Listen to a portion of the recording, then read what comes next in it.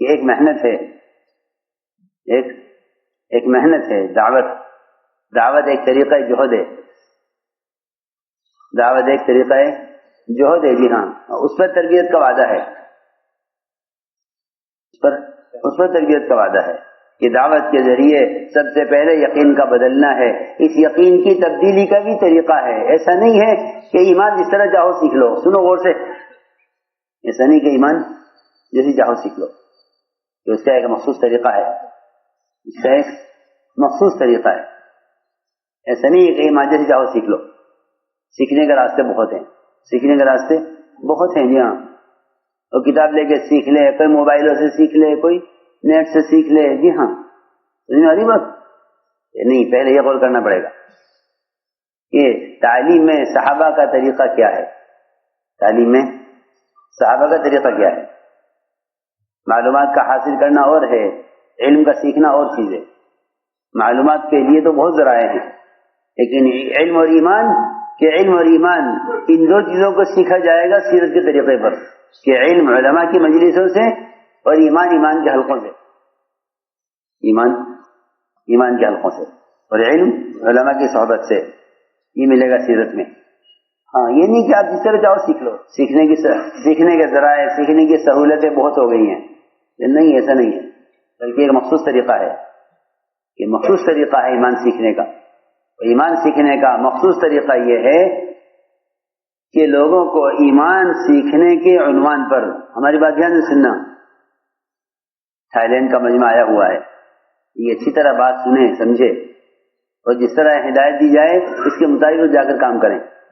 میں نے عرض کیا ہے کہ ایمان سیکھنے کا ایک مخصوص طریقہ ہے، اور مخصوص طریقہ یہ ہے کہ ایمان سیکھنے کے عنوان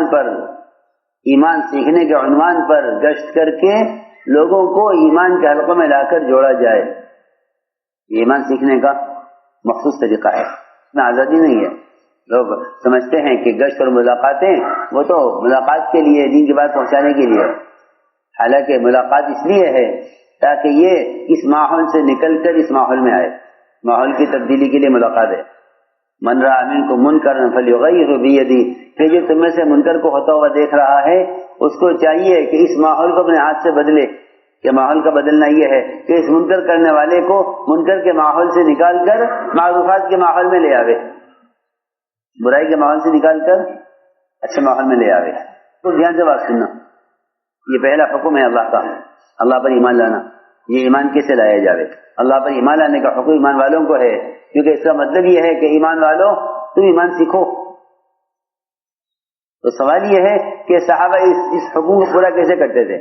جیسے کہا جائے گا کہ ایمان والوں نماز پڑھو، دوستو تو نماز کا طریقہ کیا ہے؟ اسی طرح تحقیق کرنی ہوگی، معلوم کرنا ہوگا کہ جب یہ بھی اللہ کا امر ہے کہ ایمان لاؤ تو صحابہ ایمان کیسے لاتے تھے؟ صحابہ ایمان کیسے لاتے تھے؟ یہ بھی سوال ہے۔ جیسے یہ سوال ہے کہ نماز اللہ کا حکم ہے کہ کیسے پڑھی جائے گی، اس کا طریقہ معلوم کرو۔ زکوٰۃ دینا اللہ کا حکم ہے، معلوم کرو کیسے دی جائے گی۔ حج کرنا اللہ کا امر ہے، معلوم کرو کیسے حج کیا جائے گا۔ روزہ رکھنا اللہ کا امر ہے۔ یہ 4 فرائض ہیں کہ جیسے 4 فرائض ہیں، ان سب سے بڑا فریضہ اللہ پر ایمان لانا ہے کہ وہ کیسے لائیں گے۔ ایسے تو ہے نہیں کہ ایمان جیسے چاہو لے آؤ، نماز جیسے پڑھو، کہ نہیں، ہر فریضے کا طریقہ ہے، ہر فریضے کی ادائیگی کا طریقہ ہے۔ یہ کیسے ممکن ہے کہ سارے فرائض کا طریقہ ہو، ایمان لانے کا طریقہ نہ ہو؟ یہ کیسے ہو سکتا ہے؟ دھیان سے سنو گے بات تو کسی نتیجے پر پہنچ جاؤ گے۔ میں غور کرنا پڑے گا کہ صحابہ کے ایمان لانے کا کیا طریقہ تھا۔